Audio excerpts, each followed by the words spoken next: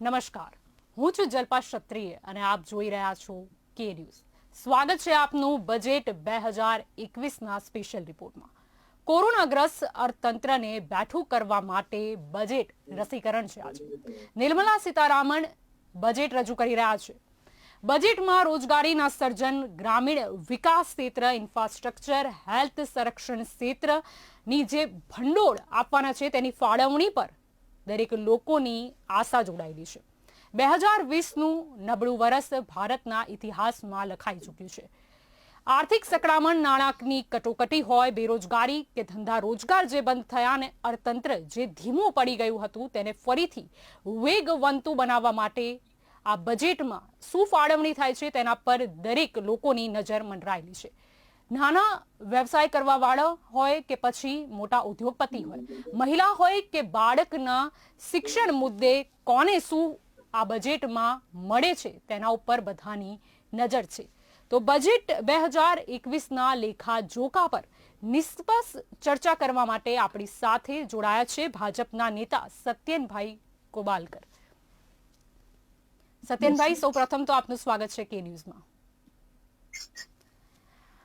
સત્યેન્દ્રભાઈ, આપને શું લાગે છે, અત્યારે તો નાણામંત્રી નિર્મલાજી જે છે એ બજેટ રજૂ કરી રહ્યા છે, પરંતુ જે છેવાડાના માનવી છે તેની ખરીદ શક્તિ પર આની શું અસર પડશે?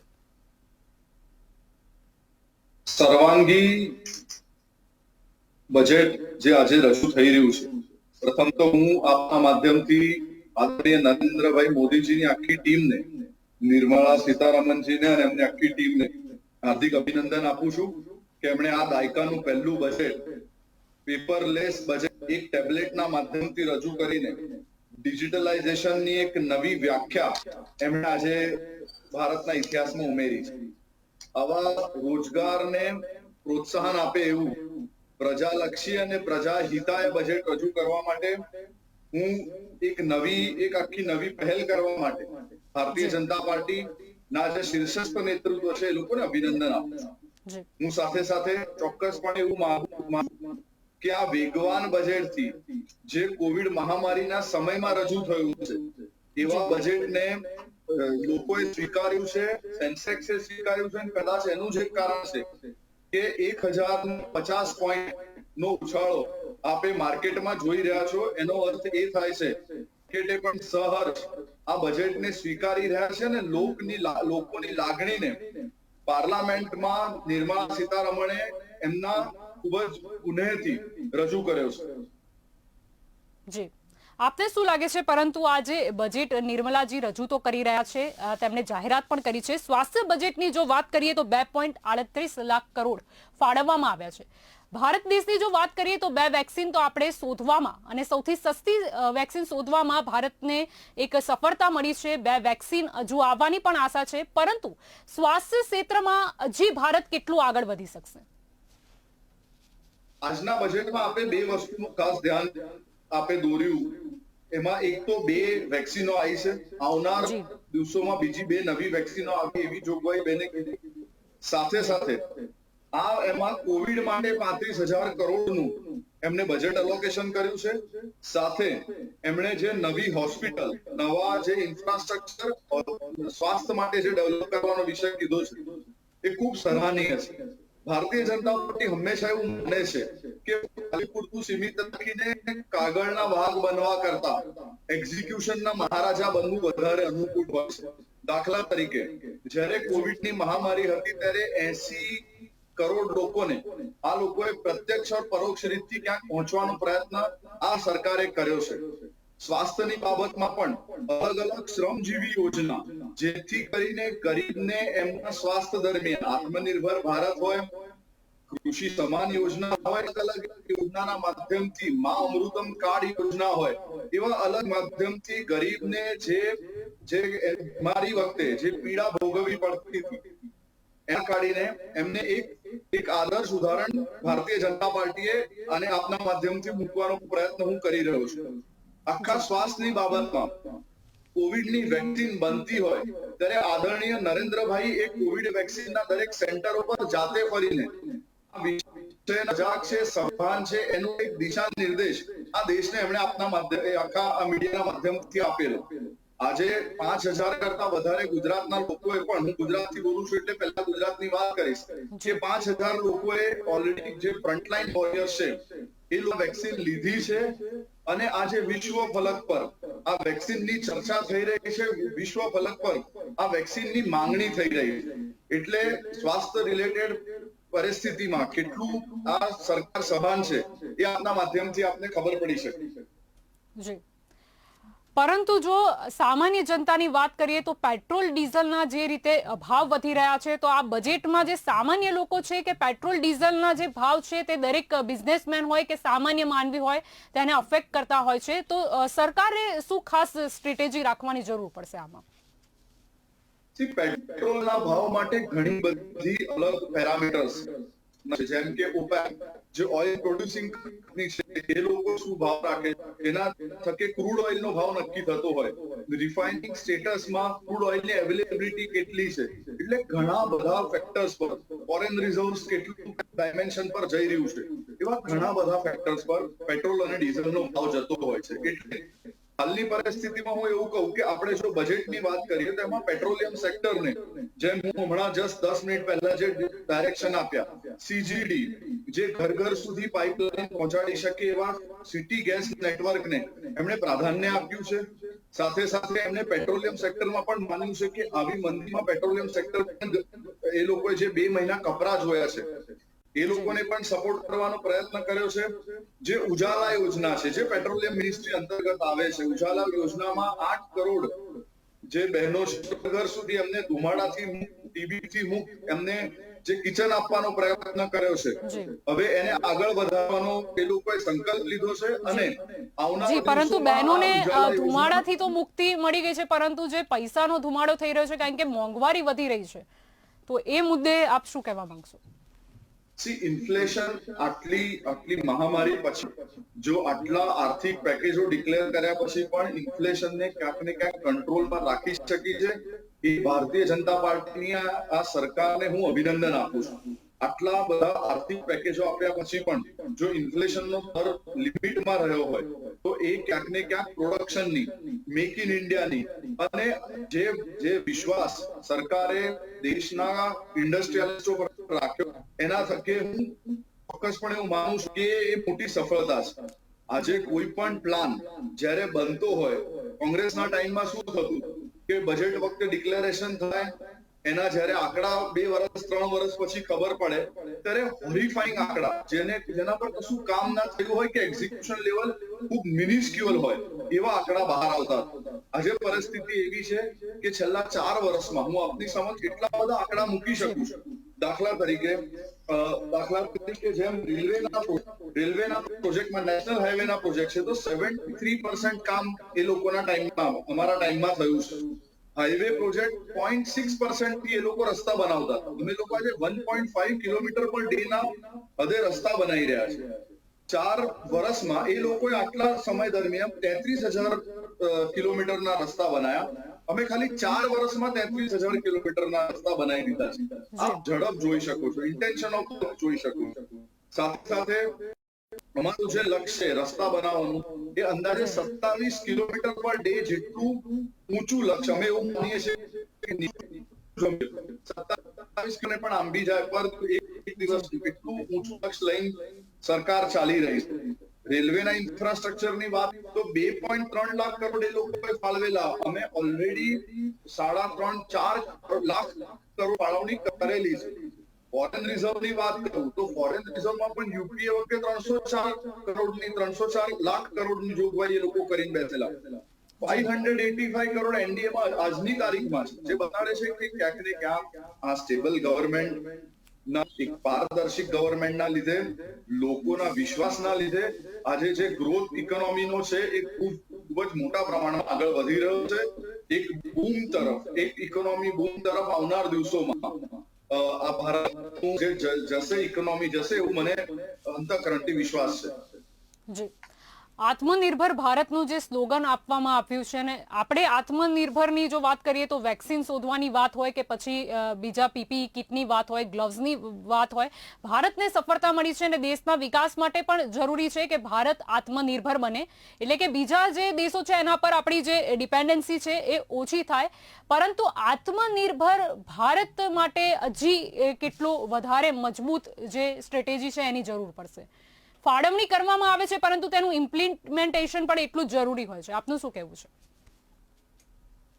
એક કોઈ પણ નવી પદ્ધતિ સિસ્ટમમાં આવે એને થોડો સમય લાગતો હોય, કારણ કે આપણે 135 કરોડની જનતા છે. આપણો જે કાશ્મીર થી કન્યાકુમારી સુધીનો વ્યાપ છે, કદાચ 24 કન્ટ્રીઓના મેપને ભેગા કરો તો એક ભારત થતું હોય છે. એટલે આત્મનિર્ભર ભારતની કલ્પના આદરણીય નરેન્દ્રભાઈ મોદીએ કરી છે અને હું ચોક્કસપણે એવું માનું છું કે ફોરેન રિઝર્વ બહાર જતા અટકાવવા માટે આ સૌથી કારગર, યુવાનોને પોતાના દેશમાં પોતાના થકે પોતે કંઈક રોજગારી ઊભી કરી શકે, પોતાના જે સ્ટેટ ઓફ માઇન્ડ છે એનાથી એ અલગ અલગ પ્રકારના સંકલ્પો લઈને ખૂબ જ નવતર કહી શકાય એવા પ્રયોગો કરી શકે, પ્લેટફોર્મ આપવાનો સંકલ્પ આદરણીય નરેન્દ્રભાઈએ કર્યો છે.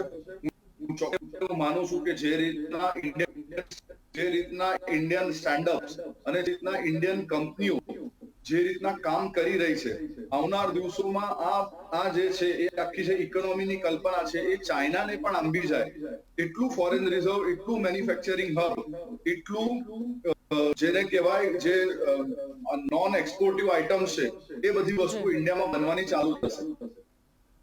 જી, રોજગારીની જો સમસ્યાની વાત કરીએ તો એક સૌથી ગંભીર પ્રશ્ન છે. પહેલા પણ કોરોના પહેલા પણ રોજગારી જે છે તે ઓછી છે એવું કહેવાતું હતું, પરંતુ કોરોના મહામારીમાં તો એવું થયું કે ધંધા રોજગાર બી છે તે મંદ પડી ગયા અથવા તો બંધ થઈ ગયા. કેટલાય લોકો છે જેમના ધંધા રોજગાર ભાંગી પડ્યા કે તેમને નોકરી ગુમાવવાનો વારો આવ્યો.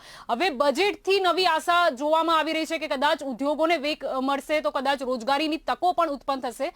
પરંતુ કેટલાક અર્થશાસ્ત્રીઓએ એવું પણ કીધું છે કે કદાચ આગામી 3 મહિનામાં છટણીનું પ્રમાણ વધારે જોવા મળી શકે છે, એટલે બેરોજગારીની સંખ્યામાં વધારો જોવા મળશે. એ મુદ્દે આપનું શું કહેવું છે? હું ખાલી એક દાખલો આપીશ. જે યોજના ભારત સરકારે ચાલુ કરી છે એ ભારતમાલા યોજનામાં જ 2.2 મિલિયન લોકોને રોજગારી મળવા જઈ રહી છે. રોજગારી માટે આત્મનિર્ભર ભારત કે આવી અલગ અલગ યોજનાઓ થકી જે વિપુલ તકો આવનાર દિવસોમાં આ દેશમાં ઊભી થઈ છે. હું ચોક્કસપણે માનું છું કે કોવિડના લીધે રોજગારીમાં ઘણો બધો, જેમ છટણીનો વિષય છે, ઘણા કંપનીઓએ કર્યો છે, પણ આપણે એ પણ માનવું જોઈએ કે ઘણા કંપનીઓએ પોતાના બેલેન્સ શીટના ભોગે એમના એમ્પ્લોયને સાચવ્યા છે.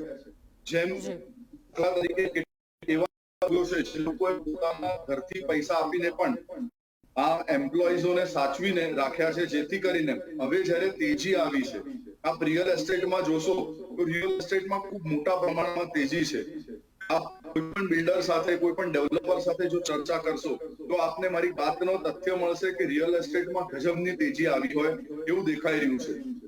આ તેજી શું કરશે?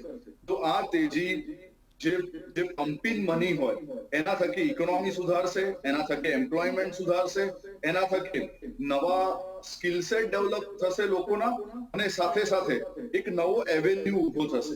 કારણ કે હજુ સુધી પેટ્રોલિયમ કંપનીઓ પોતે લેન્ડ ખરીદવામાં નતા માંગતા, પણ સરકારે એ લોકોને ફ્રી હેન્ડ આપ્યો છે અને પેટ્રોલિયમ કંપનીઓ હવે પોતે લેન્ડ ખરીને પોતાનું આખું એક નવું સેટઅપ, અને કોકો મોડલ કહેવાય, કંપની ઓપરેટેડ મોડલ નું સેટઅપ કરવા આગળ જઈ રહ્યા છે. અને આખા દેશભરમાં આપ જોશો તો ખૂબ મોટા પ્રમાણમાં પેટ્રોલ પંપ્સ બની રહ્યા છે. એક પેટ્રોલ પંપ એવરેજ બને એના 25 લોકોની રોજગારીની તક ઊભી થતી હોય છે.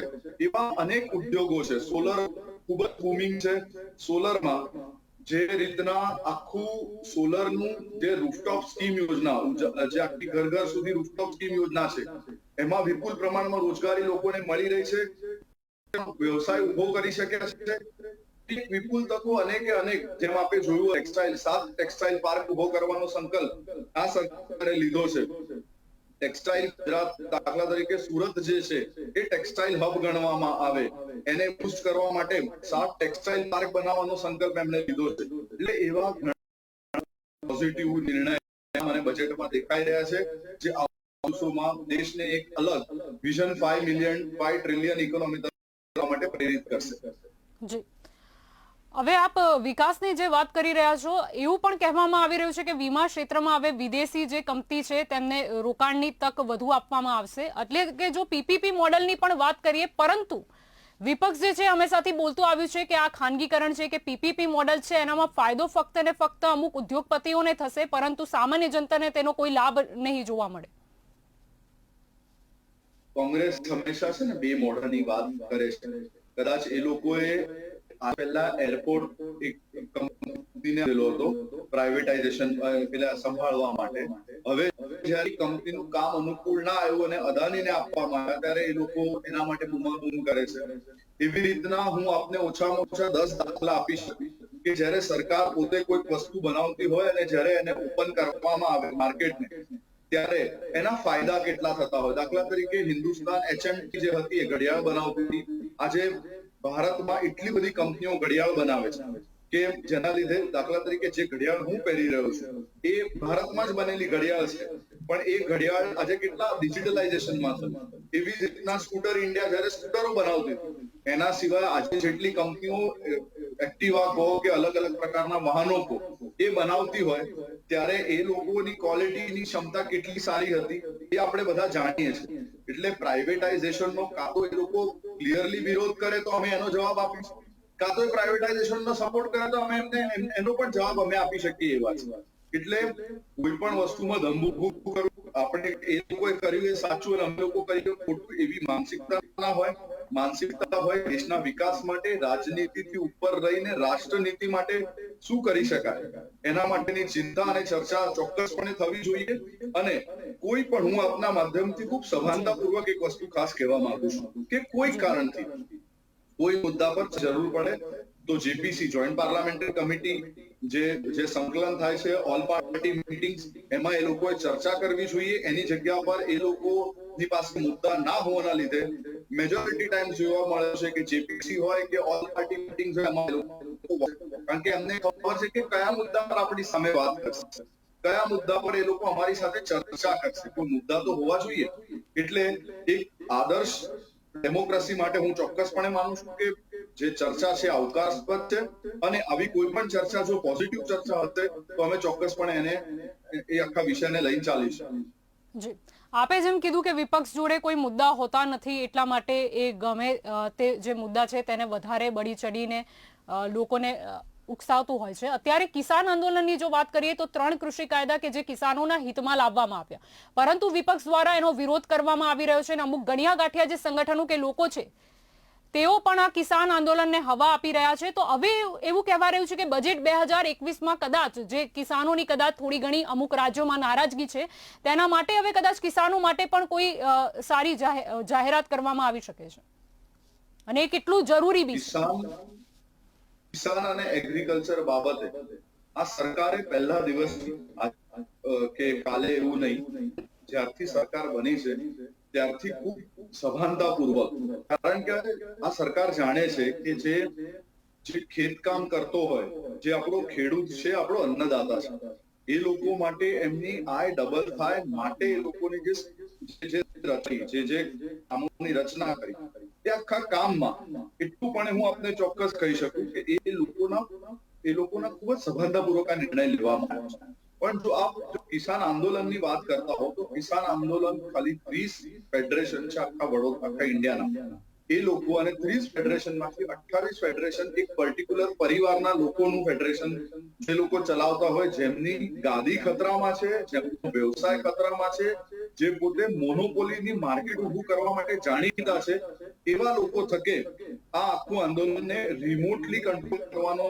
જે પ્રયત્ન થાય છે એને હું આપના માધ્યમથી વખોડું છું. એટલા માટે કારણ કે કિસાન પાક યોજના, કિસાનનો પાક કોઈ કારણથી નિષ્ફળ જાય તો એને એનું વળતર મળે એની યોજના, પ્રધાનમંત્રી સ્વાવલંબી યોજના કે જેમાં 6,000 રૂપિયા દર વર્ષે 75,000 કરોડના સરકારના ભારણ હેઠળ એ લોકોને મળતું છે. લોકોનું 2 હેક્ટરથી ઓછી જમીન હોય એવા આવી બધી જે વ્યવસ્થા જે ઊભી કરી છે, જે ડ્રીપ ઇરિગેશન એ લોકો ઊભું કર્યું છે, જે સોલર પંપની આખી સ્કીમ કુસુમ યોજના જેને કહેવામાં આવે, એવી સ્કીમો ઊભી કરીને જે લેવલ પર કિસાનોને કૃષિને સપોર્ટ કરવાનો સંકલ્પ આજ એને લીધો છે એ આવી કોઈ કલ્પના કોંગ્રેસના ટાઈમમાં હતી જ નહીં. કોંગ્રેસના ટાઈમમાં રૂપિયો ત્યાંથી નીકળે ને 10 પૈસા 25 પૈસા પહોંચે એવું એમના પોતાના એ વખતના પ્રધાનમંત્રી આદરણીય રાજીવભાઈ ગાંધીએ પબ્લિકલી સ્વીકાર્યું છે. ડિજિટલાઇઝેશનનો નવો યુગ શરૂ થવા જઈ રહ્યો છે. 1 લાખ ગામડાઓ જે ડાયરેક્ટ ખેતીઓ સાથે સંકળાયેલા છે, ગામો 1 લાખ ગામો ડિજિટલાઇઝેશન તરફ જઈ રહ્યા છે. સોલર સબસિડી એ લોકોના ઘરે ઘરે પહોંચી રહી છે. એલપીજી સબસિડી, એલપીજી જેમ હું ઉજ્જવલા યોજનાની આપની સાથે ઓલરેડી ચર્ચા કરી એ લોકો સુધી પહોંચી રહી છે. આવા અનેક સંકલ્પોની સાથે ખેડૂતને હંમેશા મદદરૂપ થાય, એની આવક બમણી થાય એવા પ્રયત્ન સરકાર કરે છે. જી, જો બાળકોના શિક્ષણની વાત કરીએ તો બાળકોના જે શિક્ષણ છે તેને પણ કોરોના મહામારીનો ગ્રહણ લાગ્યો હતો, ઘણું નુકસાન થયું છે. જો શૈક્ષણિક ક્ષેત્રની વાત કરીએ તો બજેટ 2021માં શૈક્ષણિક ક્ષેત્રને શું ફાયદો થશે અને શા માટે જરૂરી છે? કારણ કે જો આપણે બીજા દેશોની વાત કરીએ તો ત્યાં જે આધુનિક કે ઓનલાઈન શિક્ષણ છે તે દ્રષ્ટિએ જોવા જઈએ તો ભારત ઘણું પાછળ છે. એટલે શૈક્ષણિક ક્ષેત્રમાં કેટલા હજી સુધારા લાવવાની જરૂર છે? કારણ કે અહીંયા જો સરકારી શાળાની વાત કરીએ તો તેની હાલત પણ ઘણી ખરાબ જોવા મળતી હોય છે. હું આપના માધ્યમથી ખાલી કોંગ્રેસના ટાઈમમાં ને અમારા ટાઈમનો એક દાખલો આપું કે જે 3 યુનિવર્સિટી વાળું 4 યુનિવર્સિટી વાળું જે રાજ્ય હતું, આજે એમાં 63 યુનિવર્સિટીનો સમાવેશ થયો છે. હું ગુજરાતની વાત કરી રહ્યો છું. એમાં કૃષિ યુનિવર્સિટી પણ છે, એમાં સંસ્કૃત રિલેટેડ યુનિવર્સિટી પણ છે. આપ મારી આ વાતને ચોક્કસપણે સ્વીકારશો કે જે બ્રેન ટ્રેન કે જે યુવાધન મહારાષ્ટ્ર અને અલગ રાજ્યોમાં ભણવા માટે જતું હતું, મોટી તગડી ડોનેશનની ફી આપીને આજે એ લોકો ગુજરાતમાં જ ભણી રહ્યા છે. ગુજરાતમાં એમને ખૂબ જ સારા કહી શકાય એવા બધા વિકલ્પો મળી રહ્યા છે. અને જે ફીસ એ લોકો આજથી માની લો 15 વર્ષ પહેલા કે 20 વર્ષ પહેલા જ્યારે કોંગ્રેસની સરકાર પતીને જે પતવાના આરે હતી ત્યારથી એ જે ફી આપી રહ્યા છે એના કરતા પણ ઓછી ફી થી આજે અહીંયા ભણે છે. દાખલા તરીકે મહારાજા સયાજીરાવ યુનિવર્સિટીમાં, વડોદરાની વાત કરું છું, વડોદરા મહારાજા સયાજીરાવ યુનિવર્સિટીમાં 7,000, 8,000, 12,000 વાર્ષિક ફીમાં 40,000 જેટલા ભણી રહ્યા છે. જે ક્વોલિટીનું સ્તર છે, જે શિક્ષણનું સ્તર છે, ખૂબ જ ઉચ્ચ કક્ષાનું કહી શકાય. ક્વોલિફાઈડ ટીચરોનો આખો સમૂહ એમએસ યુનિવર્સિટીમાં ભણાવી રહ્યો છે. તો આવી દરેક યુનિવર્સિટી ગુજરાતમાં જે સ્થાપિત થઈ છે એના થકે શિક્ષણનું સ્તર ખૂબ જ ઊંચું રહ્યું છે. અને હું એટલું પણ ચોક્કસપણે આપનું કહું કે ગુજરાત સરકારે એક નવતર પહેલ કરીને એફઆરસી નો કાયદો લાવી. એફઆરસી ના કાયદાના માધ્યમથી એ લોકોએ સ્કૂલની જે ફીસ છે રેગ્યુલરાઇઝ કરી. એ ફી રેગ્યુલરાઇઝ કરવાના લીધે વાલીઓને જે સ્કૂલો અતિરેક ફી લેતા હતા એમાં રાહત મળી. અને સાથે સાથે આખા ભણતરને જે રીતના જે સ્કૂલોના ભણતરની આપ વાત કરો છો, તો આ સરકાર છે જેણે ગુણોત્સવ અને પ્રવેશોત્સવ જેવા કાર્યક્રમો ચાલુ કરીને સ્કૂલના અવલોકન માટેની આખી એક પદ્ધતિ ઊભી કરી. જ્યાં આઈએએસ આઈપીએસ અધિકારીઓ સ્કૂલોમાં જાય, સ્કૂલોનું ગુણવત્તા ચકાસે, એવા પ્રવેશોત્સવ જેવા કાર્યક્રમના થકે એક આખો વ્યવહારિક એક આખો રિપોર્ટ તૈયાર થાય. ભૂતિયા સ્કૂલોની દુનિયા કોંગ્રેસના ટાઈમમાં આ લોકોએ જોઈ છે. ત્યાં ઇન્ફ્રાસ્ટ્રક્ચર વગરના, પતરા વગરના, વોશરૂમ વગરના સ્કૂલો એ કોંગ્રેસના સમયમાં જોઈ છે. એની સામે એનો એક જ હું આપને દાખલો આપું કે કોંગ્રેસના ટાઈમમાં પ્રાથમિક સ્કૂલોમાં 25% ડ્રોપ આઉટ રેટ હતો. આજે ભારતીય જનતા પાર્ટીના ટાઈમમાં ખાલી 1 થી 2% ડ્રોપ આઉટ રેટ છે, જે આવનાર દિવસોમાં અમે સંકલ્પ લઈએ છીએ કે એ પણ અમે લોકો હજુ નીચે લઈ આવીશું. તો આટલો ફેર જો થયો હોય તો આપ ચોક્કસપણે એવું માની શકો કે ભણતરની બાબતમાં, ભણવાની બાબતમાં આજે નિર્મલા સીતારામનજી લેહમાં યુનિવર્સિટી સ્થાપવાની વાત કરી. આઈઆઈએમ્સ જે છે એનો વ્યાપ વધી રહ્યો છે. આપના માધ્યમથી એક ખૂબ સરસ વાત કરું કે આઈઆઈએમ માં જવા માટે હવે એ લોકો આઈપી મેટ ની શરૂઆત કરી છે. 12મા પછી જે બાળકોને આઈઆઈએમ ગ્રેજ્યુએશન સુધી ના રાહ જોઈ હોય એ લોકો બીબીએ પ્લસ એમબીએ ઇન્ટિગ્રેટેડ કોર્સીસમાં જઈ શકે. આવી બધી કલ્પનાઓ આમાં એવું છે ઇન્ટેન્શન ઓફ ડુઈંગ વર્ક એ સામાન્ય વ્યક્તિઓ, સામાન્ય માણસો, સામાન્ય મારા જેવા કાર્યકર્તા જોતા હોય. જો ઇન્ટેન્શન ઓફ ગુડ વર્ક નું એક સમક્ષ મૂકવા માંગુ પહેલા જે હતું એ માર્ચમાં બજેટ રજૂ થતું. જી માર્ચમાં બજેટ રહ્યા પછી એનું જે ઇમ્પ્લિમેન્ટેશન છે 6 મહિના 3 મહિનાના સમયગાળામાં થતું. પહેલી વાર આ ભારતીય જનતા પાર્ટીની બજેટ પહેલી તારીખે 1 એપ્રિલ લોન્ચ કર્યું. એનું કારણ છે કે આ એક મળે જેથી કરીને જે ફાઇનાન્શિયલ યરની સાયકલ છે એ 1 એપ્રિલ થી સેટ થાય. કરેલી જે ચર્ચાઓ છે જે બજેટ છે એને 1 એપ્રિલ થી ઇમ્પ્લિમેન્ટ થઈ શકે. આ જ વસ્તુ બધા 60 વર્ષ પહેલા આ લોકો 60 વર્ષ કરી શક્યા હોય, પણ ઇન્ટેન્શન જે હોવું જોઈએ એ કદાચ અભાવ છે. અને Bharatiya Janata Party intention of doing good work with executional speed જે છે એના પર ભાર આપીને આખા વિષયને આગળ લઈ જઈ રહી છે. જી હવે દેશના જો સંરક્ષણ ક્ષેત્રની વાત કરીએ તો પહેલા તો એવું હતું કે ફક્ત પાકિસ્તાન પોતાની નાપાક હરકત દેખાડતું હતું, પરંતુ છેલ્લા 1 વર્ષની વાત કરીએ તો ચીન સાથે પણ ભારતના જે સંબંધ છે તે બગડ્યા છે અને ચીની જે સૈનિકો છે તેનો પણ જમાવડો જોવા મળતો હોય છે. ત્યારે સંરક્ષણ જે ક્ષેત્ર છે તેને પણ વધુ બજેટની ફાળવણીની જરૂરિયાત ઊભી થઈ છે. તો હવે નિર્મલા સીતારામન માટે એ પણ પ્રશ્ન છે કે એક બાજુ કોરોના મહામારી છે એટલે કે ઔદ્યોગિક વિકાસ જે છે ફરીથી અર્થતંત્રને કઈ રીતે બેસું કરવું તે પ્રશ્ન છે, આત્મનિર્ભર છે, પછી સ્વાસ્થ્યનો મુદ્દો છે કે શૈક્ષણિક મુદ્દો છે, ઘણા બધા ક્ષેત્ર છે, પરંતુ કયા ક્ષેત્રને સૌથી વધુ મહત્વ આપવું એ એમના માટે સૌથી મોટો પ્રશ્ન છે. તો આપનું શું કહેવું છે આ મુદ્દે? હું આપને મારા ડિબેટના સ્ટાર્ટિંગમાં જ કીધું કે સુરક્ષા અને સુરક્ષા માટે બજેટ આ બે વસ્તુનું હંમેશા અમારા માટે પ્રાધાન્ય રહ્યું છે. સુરક્ષિત એટલે હેલ્થ માટેનું બજેટ અને સુરક્ષા માટે એટલે ડિફેન્સ માટેનું બજેટ. આપને આના માટે પણ 3-4 દાખલા આપવા માંગુ છું, કારણ કે જો ફેક્ટ્સ એન્ડ ફિગર્સ સિવાયની હું વાત કરીશ તો ઇટ વિલ બી એટલે એનું જે બેઝ હશે એમાં જે સૌથી મોટા ડિફેન્સ માટે લોકેશન જે થયું ને આખા હિન્દુસ્તાનના ઇતિહાસમાં એ સૌથી વધારે બજેટ એલોકેટ થયું આ ભારતીય જનતા પાર્ટીની સરકાર. 75% જે ઇન્ડો ચાઇના બોર્ડર પર જે ઇન્ફ્રાસ્ટ્રક્ચરનું કામ જેણે કર્યું એ આ ભારતીય જનતા પાર્ટીની સરકાર હતી. ખૂબ જ દુઃખ સાથે ઉભું પડે કે ઇન્ડિયા ચાઇના બોર્ડર પરના જે ઇન્ફ્રાસ્ટ્રક્ચરનો જે આખો પ્રોજેક્ટ છે એ ક્યાંક ને ક્યાંક કોંગ્રેસે હાસ્ય ધકેલી દીધેલો. શું કારણ હતું એ કારણમાં મારે જવું નથી, પણ એ કારણના લીધે એ સાઈડનું જે ડેવલપમેન્ટ થવું જોઈએ એ નહોતું થતું. 7 સિસ્ટર્સ જે છે ત્યાં પણ જે પ્રકારના ડેવલપમેન્ટલ વર્ક થવા જોઈએ એ થયા નતા. સાથે સાથે ખૂબ જ લાંબા સમયથી ગૂંચવાયેલો 1 રેન્ક 1 પેન્શનનો જે મુદ્દો હતો એ પણ આ સરકારમાં રિઝોલ્વ થયો.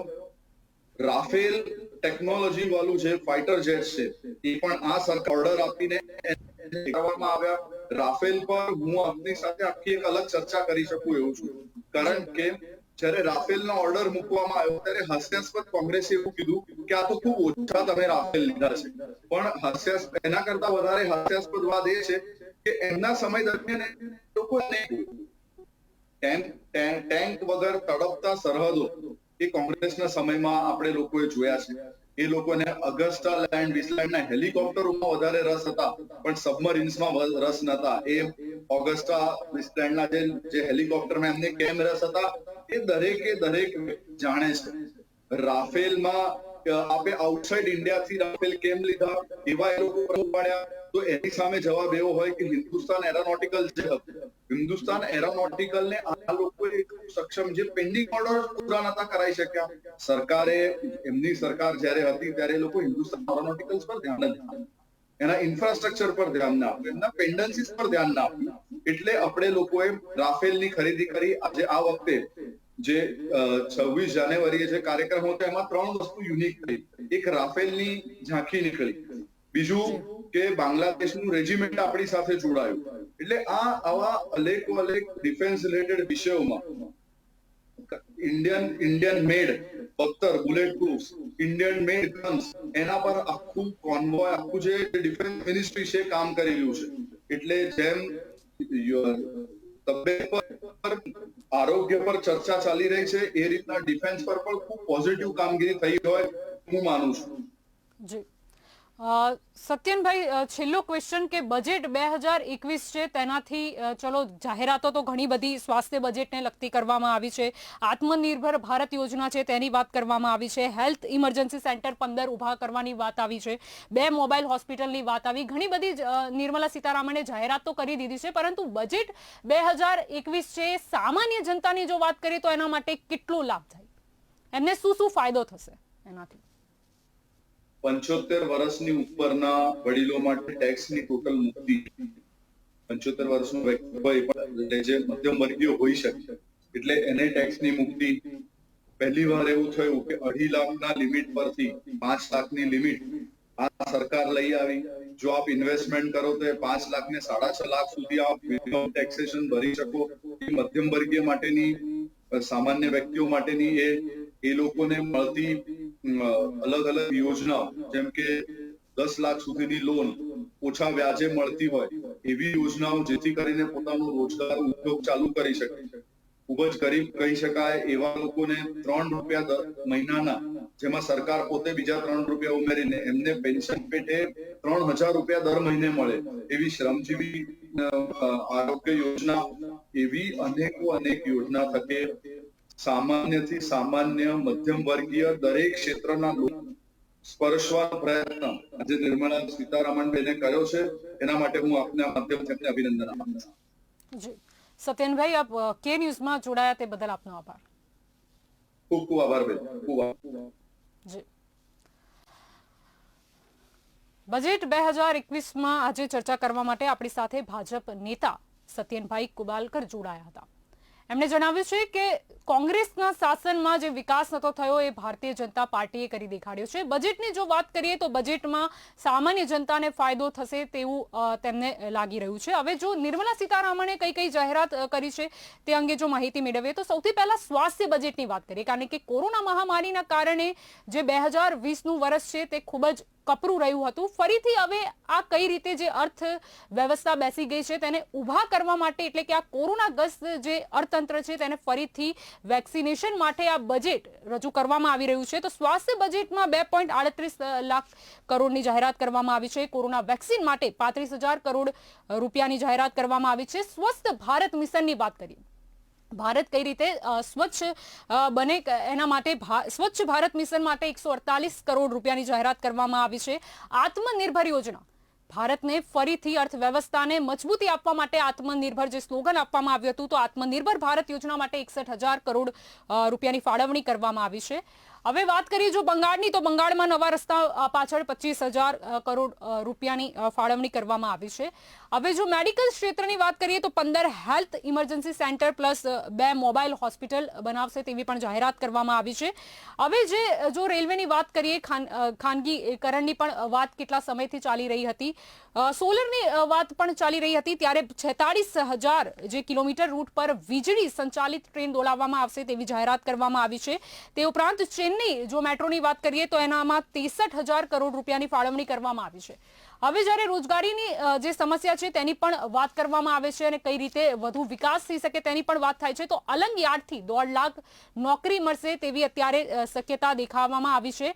અને 15 વર્ષ જૂના વાહનો સ્કેપિંગની પણ વાત કરવામાં આવી છે. અને જમ્મુ કાશ્મીરની જો વાત કરીએ તો જમ્મુ કાશ્મીરમાં ગેસ લાઇન પ્રોજેક્ટ હાથ ધરાશે. તે ઉપરાંત ઉજ્જવલા યોજનામાં 1 કરોડ નવા લોકોને જોડવામાં આવશે. એવી ઘણી બધી જાહેરાતો નિર્મલા સીતારામન દ્વારા કરવામાં આવી રહી છે. તો ત્યારે તો બજેટ ચાલુ જ છે, વધુ કેટલી જાહેરાત થાય છે તે તો હવે જોવાનું રહ્યું. અને આનાથી છેવાડાના જે માનવી છે તેને તો આશા જોડાયેલી જ છે કે કદાચ મોંઘવારી થોડી ઓછી થશે અથવા તો નવી રોજગારીની તકોનું સર્જન થશે. પરંતુ આ તો હવે આગામી જે 3-4 મહિના છે તેમાં જ ખબર પડશે કે આ બજેટ 2021ની જે જાહેરાતો થઈ છે તેનાથી જે સામાન્ય જનતા છે તેને કેટલો ફાયદો થયો છે. તો બજેટ 2021માં અત્યારે બસ આટલું જ. વધુ સમાચાર માટે આપ જોડાયેલા રહેજો કે ન્યૂઝ સાથે. નમસ્કાર.